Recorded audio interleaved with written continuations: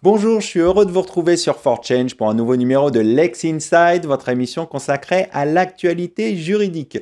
Au programme de ce numéro, on va parler des personnalités toxiques en entreprise. Ce sera dans quelques instants avec Émilie Mary-Jane, associée chez Secri Valentin Zerouk. On se demandera ensuite si un cabinet d'avocats peut distribuer des goodies avec David Lévy, membre de la commission règles et usages du CNB. Et enfin, on parlera Super League de football avec Sévan Karian, fondateur du cabinet ASK. Voilà pour les titres, c'est parti pour Lex Inside.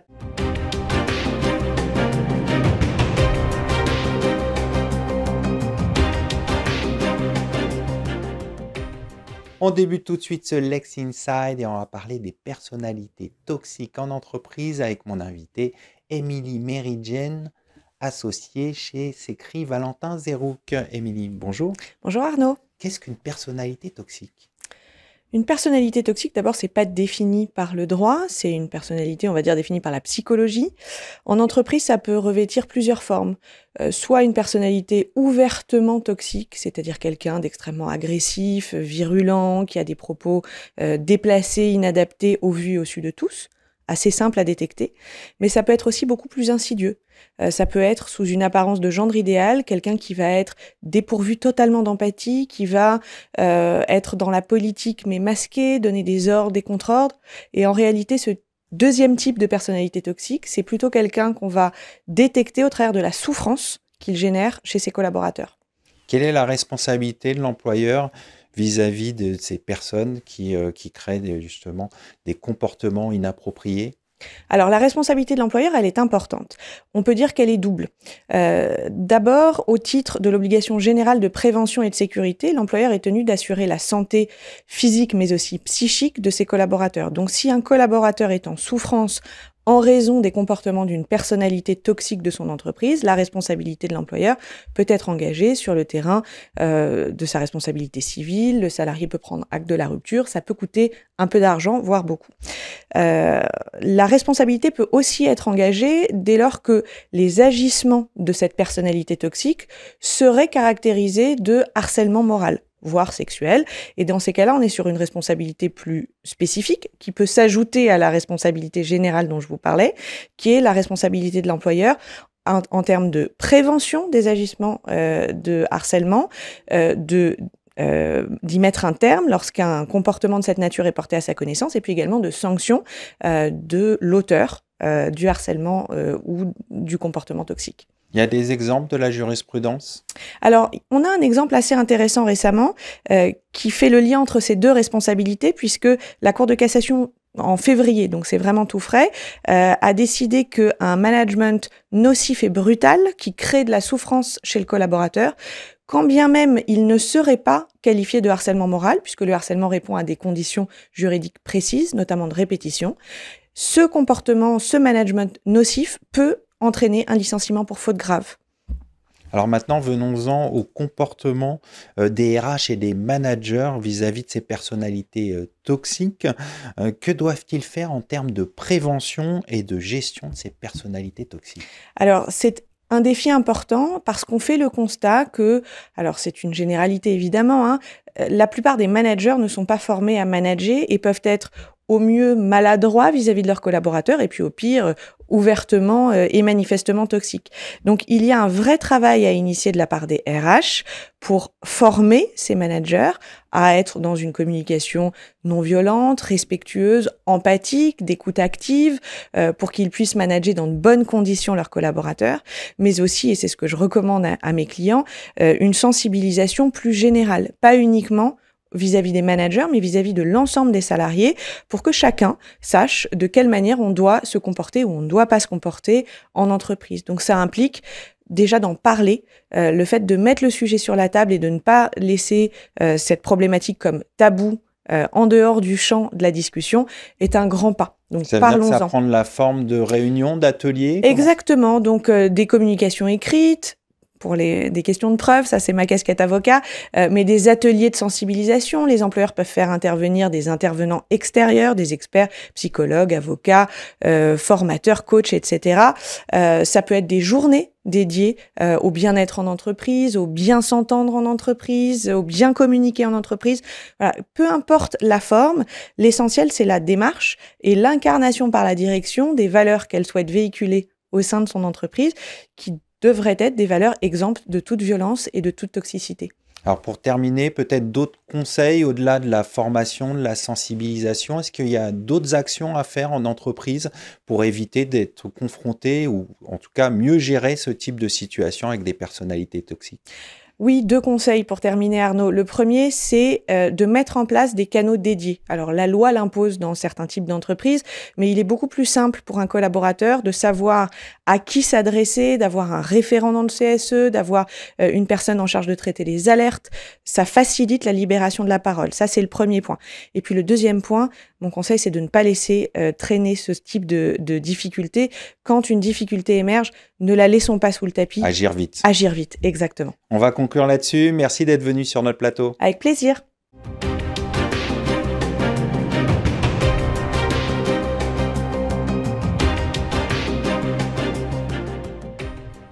On est toujours sur For Change, on poursuit ce Lex Inside. Les cabinets d'avocats peuvent-ils distribuer des goodies? On en parle tout de suite avec mon invité, David Lévy, membre de la commission Règles et usages du CNB. David, bonjour. Bonjour Arnaud. Alors tout d'abord, qu'est-ce que les goodies? Les goodies, c'est un mot anglais qui au départ signifie friandise, bonbon, et par extension, c'est devenu le mot appliqué à des objets qu'on personnalise pour des supports de communication, pour les offrir à des prospects, à des clients.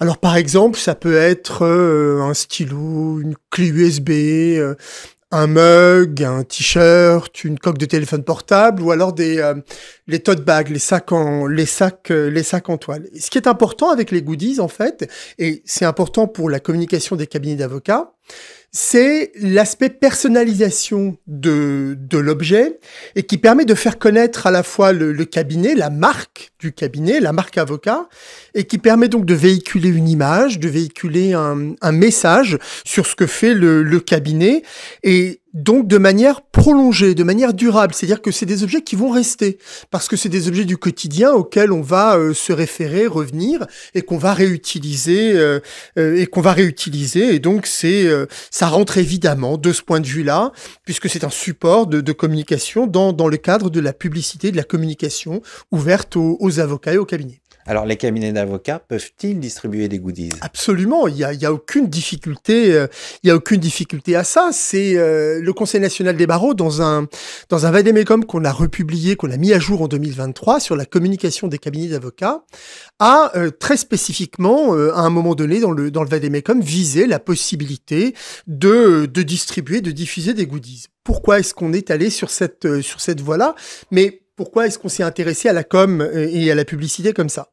Simplement parce que on a la conscience et on sait qu'on est sur un marché du droit et des services juridiques qui est ouvert et qui est concurrentiel en matière de rédaction d'actes, de conseil juridique, dans une moindre mesure en matière de représentation en justice. Et sur ce marché, les avocats doivent évidemment se distinguer, faire connaître leurs prestations, qu'est-ce qu'ils peuvent offrir à des clients potentiels, faire savoir qui ils sont et donc faire connaître leur marque. Et donc, les goodies font partie, comme un certain nombre d'autres vecteurs de communication ou moyens de communication, ça sert à faire de la publicité sur ce marché du droit et des services juridiques ouverts et concurrentiels. Donc, ils peuvent distribuer des goodies, mais est-ce qu'il y a des restrictions? Alors, plutôt que de parler de restrictions, je dirais qu'il y a des règles. Évidemment, quand on est avocat, la première chose à laquelle il faut se référer quand on a envie de faire de la publicité ou de la communication, c'est de se référer à nos règles déontologiques et professionnelles. Et donc, nos règles déontologiques, elles ont deux grandes sources. Elles sont dans deux grandes sources. D'abord, la directive service de 2006. Dans la directive service de 2006, essentiellement l'article 24, il traite de la communication commerciale des professions réglementées, y compris des professions juridiques et judiciaires, et donc de la profession d'avocat. Et il dit deux choses. Il dit une première chose qui est les États membres et les autorités de contrôle des professions réglementées doivent ouvrir la possibilité de faire de la publicité et de la communication. Et quand ils ouvrent, ils ont le droit néanmoins d'obliger les professionnels à respecter des règles déontologiques telles que l'intégrité de la profession, la dignité et le secret professionnel. Et l'article 24 de la directive ajoute dans son paragraphe 2, dernière phrase, il dit « Si on vient restreindre les possibilités de communiquer, pour les avocats par exemple, alors il faut passer un test de proportionnalité. Et il faut justifier la restriction de 3 manières, en montrant que c'est non discriminatoire, que c'est justifié par une raison impérieuse d'intérêt général, et que c'est proportionné. Ça, c'est ce que nous dit la directive. Maintenant, nous, on a décliné ça dans la profession d'avocat, à la fois dans le décret du 30 juin 2023 qui porte code de déontologie de la profession d'avocat, et surtout dans l'article 10 du règlement intérieur national applicable à la profession d'avocat, qui traite exclusivement de la communication et de la publicité. Et cet article 10 pose un certain nombre de règles très simples. Il dit « Toute forme de communication doit respecter les principes essentiels de la profession d'avocat ». On a 17 principes essentiels. Mais en matière de communication et de publicité pour les avocats, on va d'abord se référer et essentiellement se référer à quel principe ? Le principe de dignité, le principe d'honneur, le principe de délicatesse, le principe de modération, qui en réalité touchent tous ces principes à quoi ? À l'image de l'avocat et que la profession renvoie dans la société. Donc on veut que ce soit respectueux de ces principes essentiels. Ensuite, on nous dit dans l'article 10, vous devez, quand vous communiquez en tant qu'avocat, vous faites de la pub, vous devez être en mesure mettre les gens en mesure de vous identifier comment ? Professionnellement, c'est-à-dire dire que vous êtes avocat, ou vous êtes avocat auprès de quel barreau. Géographiquement, la ville où vous êtes, le barreau où vous êtes, et structurellement, si vous faites partie d'un cabinet, d'une structure d'exercice, ou pas, etc. Tout ça dans l'idée de, et c'est ce que dit l'article 10 du RIN également, de procurer une information sincère au public, une information qui soit exempte d'induire en erreur le public, et donc aussi pas d'éléments comparatifs, pas d'éléments dénigrants. Voilà les grandes lignes, parce qu'on ne va pas développer ça, mais les grandes lignes de l'encadrement déontologique, de la publicité, de la communication des avocats. Pour terminer, comment voyez-vous l'utilisation des goodies à l'avenir ? Est-ce que c'est une pratique qui va continuer à demeurer, à se développer ou pas du tout ? Alors, je suis pas du tout un spécialiste en marketing ou des cabinets d'avocats, ni en communication des cabinets. Mais vraiment pas du tout. En revanche, qu'est-ce qu'on observe ? Parce qu'on regarde, notamment au Conseil national des barreaux, en tant qu'autorité de réglementation, on regarde les pratiques, on regarde ce qui se fait. Alors évidemment, les cabinets d'avocats, les avocats ont tout à fait le droit d'être présents dans des foires, des salons, des forums de formation et d'y distribuer des goodies. Il n'y a aucune difficulté à ça. Ça, c'est vraiment pas un problème. Ils font durer leur présence auprès des personnes qu'ils rencontrent. Mais ce qu'on observe aussi, c'est que les goodies font partie, je pense, d'une forme de diversification des modalités, des supports de communication pour les avocats. Mais je suis pas certain que les goodies, à eux seuls, constituent une stratégie marketing autonome, isolée ou exclusive. Ils font plutôt partie d'un ensemble. Voilà, ça fait partie d'un ensemble, c'est multifacette, multivecteur, et ça va s'inscrire dans quoi ? Dans le fait que des cabinets d'avocats et les avocats vont avoir recours à quoi ? Leur présence sur les réseaux sociaux. Sur Internet, ils vont pouvoir diffuser des vidéos, en enregistrer. Ils peuvent évidemment aussi publier. Bien sûr. Ils ont des publications. Ça peut être un magazine. Des cabinets d'avocats publient des magazines. On peut aussi écrire évidemment des articles. Et comme l'imagination est au pouvoir, je doute pas que les supports de communication et les goodies vont être appelés éventuellement à se diversifier. Simplement, pour les avocats, ça va poser 2 questions très simples. La première, c'est rester cohérent dans une stratégie de communication au regard de l'image du cabinet, au regard du logo, d'une charte graphique, etc. Mais surtout, aussi, rester dans le cadre du respect des règles déontologiques applicables à la profession d'avocat. On va conclure là-dessus. Merci d'être venu sur notre plateau. Merci à vous, Arnaud.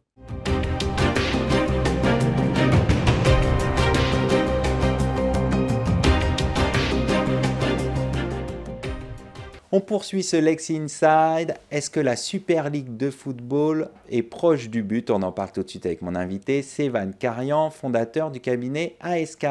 Sévan Karian, bonjour. Bonjour. La CJUE a estimé le 21 décembre dernier que les règles de l'UEFA et de la FIFA sur l'autorisation préalable des compétitions interclubs de football sont contraires aux droits de la concurrence et de la liberté de prestation de services et ouvrent la voie à la création peut-être de la Super League. Pouvez-vous nous expliquer le contexte de cette décision ? La question qui s'est posée, c'est vraiment sur les dispositions statutaires de la FIFA et l'UEFA. Pour rappel, la FIFA qui est la Fédération internationale de football, l'UEFA est la confédération au niveau européen et sont en fait les institutions qui organisent toutes les compétitions de football, à la fois sur le format des compétitions et l'organisation, mais aussi le second aspect qui fait l'objet de cette décision, c'est la commercialisation des droits et l'exploitation de ces droits afférents aux compétitions.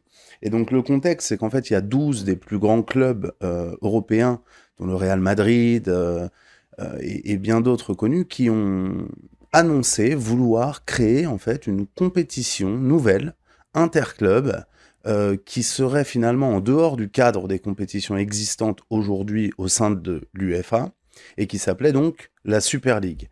L'idée est en fait à travers la création d'une société commerciale qui est basée à Madrid en Espagne, qui s'appelle European Super League Company, voulait donc organiser cette compétition, et en réponse à cela, la FIFA et l'UEFA ont fait des annonces en disant d'une part qu'ils s'opposeraient très fermement à l'organisation d'une telle compétition et que tout club et tout joueur qui participerait à cette compétition sans leur autorisation serait sanctionné. Et donc, en réponse à cela, la société espagnole donc, qui voulait organiser cette compétition de Super League a saisi le tribunal de commerce de Madrid et notamment, a voulu faire constater le caractère illégal et préjudiciable des dispositions statutaires, et du moins des annonces de la FIFA et de l'UEFA en opposition à cela. Et donc, en fait, le tribunal de commerce de Madrid a utilisé le mécanisme de la question préjudicielle pour saisir donc la Cour de justice de l'Union européenne et lui demander notamment de se prononcer sur la compatibilité des dispositions statutaires avec le droit européen. Quels sont les critères justement qui ont amené la CJUE à estimer que les règles de la FIFA et de l'UEFA étaient contraires aux règles aux droits de la concurrence concernant l'autorisation préalable des compétitions de football interclub? Alors, encore une fois, il faut faire attention parce qu'on a tendance à résumer, je trouve, cette décision. Elle n'a pas vraiment annoncé que c'était contraire. Ce qu'elle a dit, c'est en fait deux choses. Elle a reconnu aujourd'hui que la FIFA et l'UEFA étaient dans une position de monopole ou à tout le moins de position dominante, au sens du droit européen, sur le marché de l'organisation des compétitions de football international et sur le marché de l'exploitation des droits afférents à ces compétitions. Et ce qu'elle a dit, en fait, la CJUE, c'est que d'une part, je trouve, elle renforce, en fait, la position de la FIFA et l'UEFA, parce qu'elle vous dit, oui, elle est dans une position dominante, mais une position dominante qui est justifiée, par principe.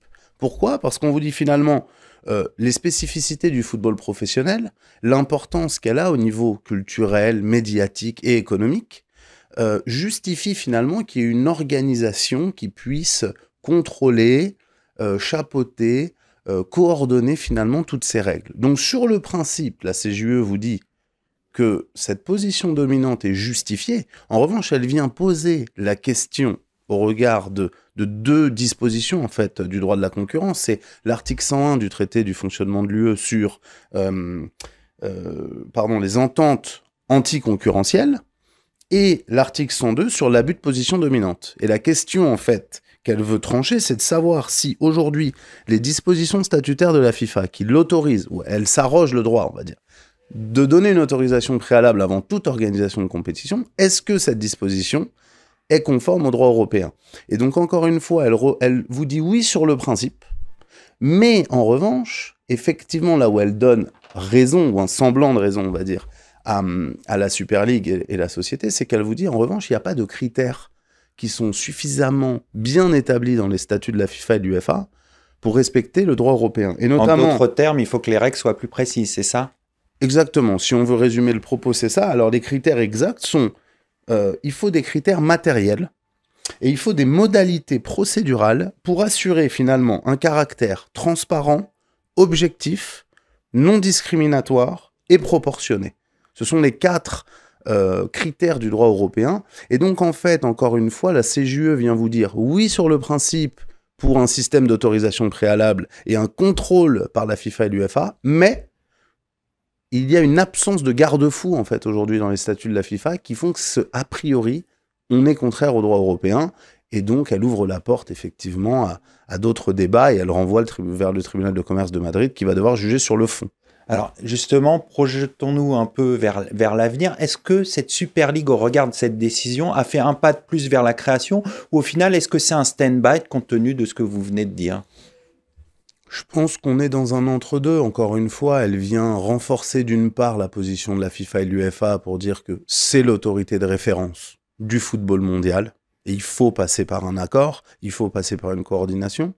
Mais elle vient tout de même dire à la FIFA et l'UEFA, c'est pas une raison pour faire ce que vous voulez, comme vous voulez. Vous pouvez pas être arbitraire, vous pouvez pas être opaque, vous devez préciser des critères qui vont être, encore une fois, transparents, objectifs, proportionnés, non discriminatoires, pour permettre finalement que si on est dans le respect de l'intérêt du football, l'intérêt général que représente le football, on puisse toutefois faire des compétitions qui ne sont pas dans votre giron, finalement. Donc, voilà, elle ouvre la porte, c'est certain, mais encore une fois, il faut faire attention. On a eu tendance, je trouve, à résumer un peu cette décision en se disant ça y est, la Super League a gagné, on va pouvoir la faire. C'est pas du tout le cas. Encore une fois, la CJUE ne s'est pas prononcée du tout, ni sur le fonctionnement de la FIFA, ni sur les règles précises de cette Super League. Elle est simplement venue dire à la FIFA, oui, vous êtes légitime, mais par contre, il faut que vous fixiez des règles plus précises. Merci d'être venu sur notre plateau pour cet éclairage sur la Super League et la décision de la CJUE. Merci pour l'invitation, plaisir. Merci à toutes et à tous pour votre fidélité. À très bientôt sur 4Change pour un nouveau numéro de Lex Inside.